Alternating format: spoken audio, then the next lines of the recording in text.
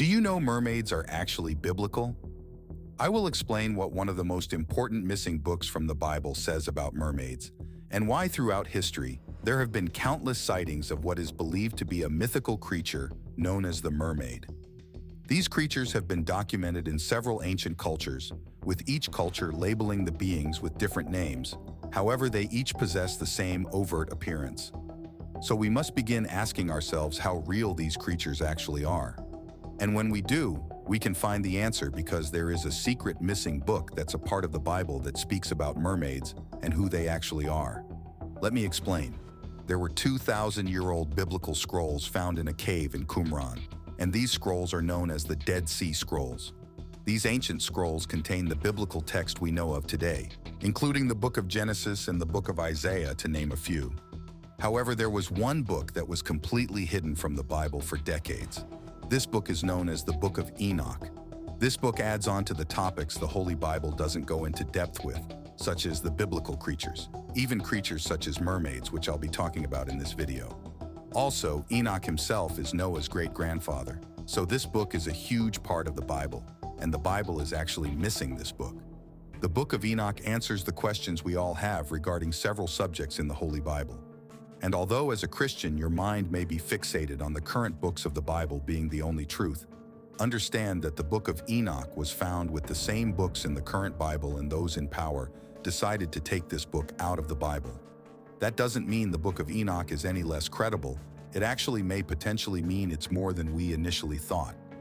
Now let's take a look at what the Book of Enoch has to say about mermaids. The Book of Enoch mentions a group of mysterious beings, and these beings are what led up to the creation of what we now call mermaids. The story starts off with a group of angels known as the Watchers. These angels came to Earth and mated with human women, and this unholy union resulted in the biblical giants we know about in the Book of Genesis. Check out my full video explaining the Watchers here if you're interested. However, the Watchers, the Nephilim, and the women that mated with the Watchers all paid a price for this unholy union. The Watchers were bound in a place known as Tartarus. The Nephilim were destroyed in a great flood, and the women who mated with the Watchers, well, they were cursed to become mermaids.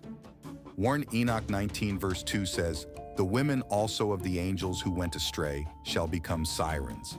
Sirens can be translated to two different creatures. First, we have the Greek siren, which is a half-bird, half-human creature. And then, siren can also be translated to mermaids.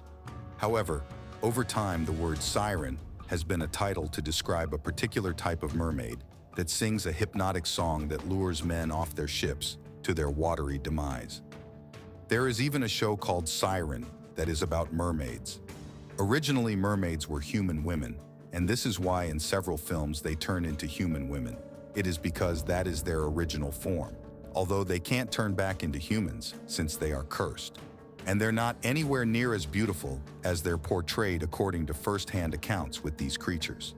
When we dive deeper into the Bible, we can see that this verse is referring to mermaids. The Bible mentions how in the new earth there won't be any oceans, meaning God views oceans as something unholy, perhaps for the very purpose of demonic marine spirits, better known as mermaids, inhabit the oceans. Revelation 21 verse 1 says, "Then I saw a new heaven and a new earth, for the first heaven and the first earth had passed away, and there was no longer any sea." Now that we know these creatures are biblical, it is pretty obvious these aquatic humanoid creatures survived the Great Flood. Their natural habitat is water.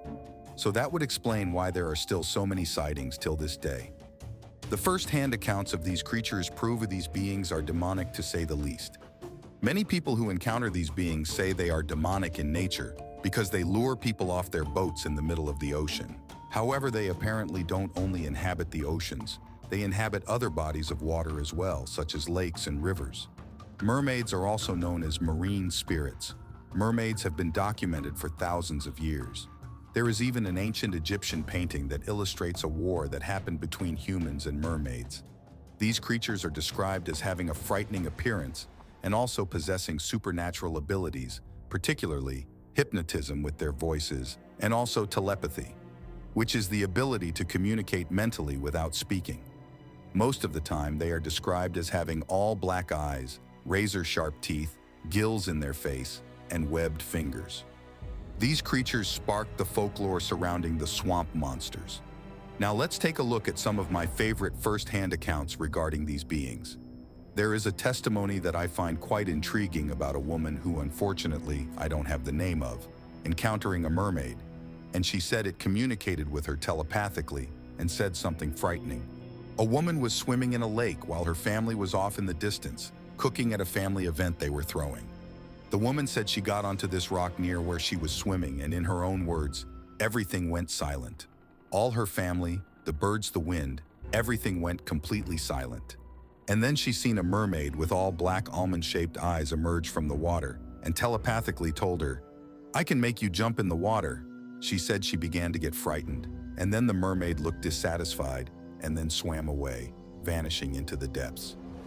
This is a very frightening encounter, considering the abundant amount of testimonies that have a similar story about these creatures making people jump into the depths and for them never to be seen again.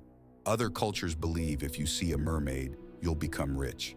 And also, there are places where people are believed to literally be taken by these creatures.